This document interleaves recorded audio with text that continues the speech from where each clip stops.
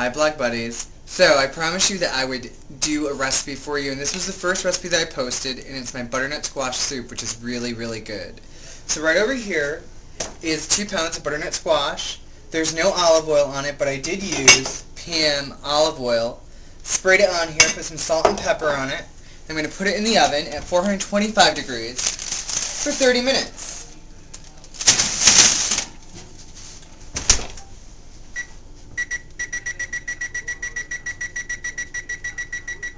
I know, real exciting, huh? So right here in this pot, I have 1 teaspoon of olive oil, and then a bunch of sprays of the olive oil Pam, and then a turkey sausage, just 1 sausage out of the casing that we're just going to brown and let render. Pop it.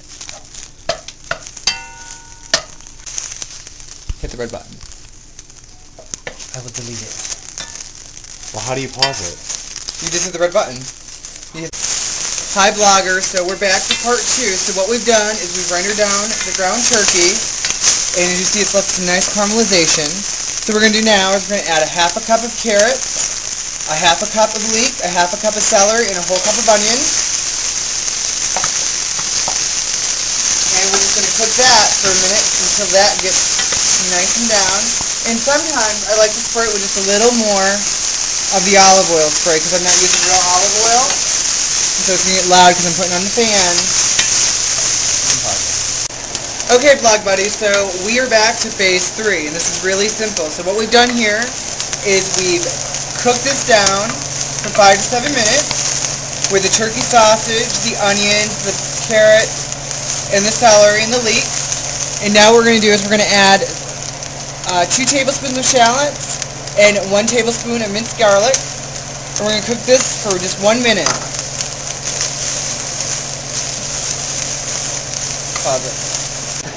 So what we've done is we've cooked the shallots and the other stuff down for 1 minute and the garlic for 1 minute, and now we're going to deglaze the pan with 2 teaspoons of apple cider vinegar. And so you got to really work that in. This really does it. Sometimes you have to add just a little bit more, and it gives it some great flavor. Okay, now we got to add our chicken stock. So we add 1.5 quarts of chicken stock to this.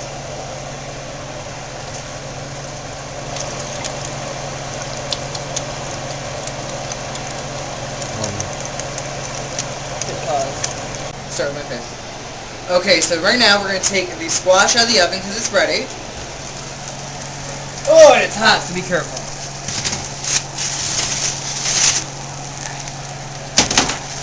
If you see how the squash has gotten golden brown. And all we do is we just put it into the pot like this.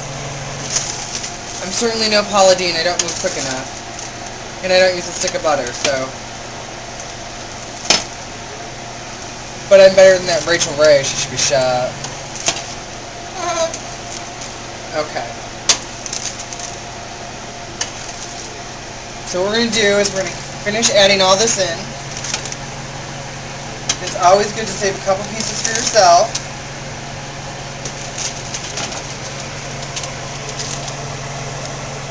And then, what we're going to do next is we're going to add in a teaspoon of chopped sage, fresh sage if you have it.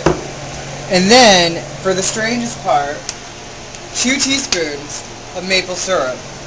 I don't have maple syrup, and it's high in sugar, so I use just 2 tablespoons of light pancake syrup. And honestly, it gives it the same flavor. So what we're going to do now is we're going to put this around, we're going to mix it, we're going to bring this to a boil, and then we're going to simmer it for 30 minutes, stirring occasionally. And we'll see when it's done. Hey bloggers, welcome back. So we're done.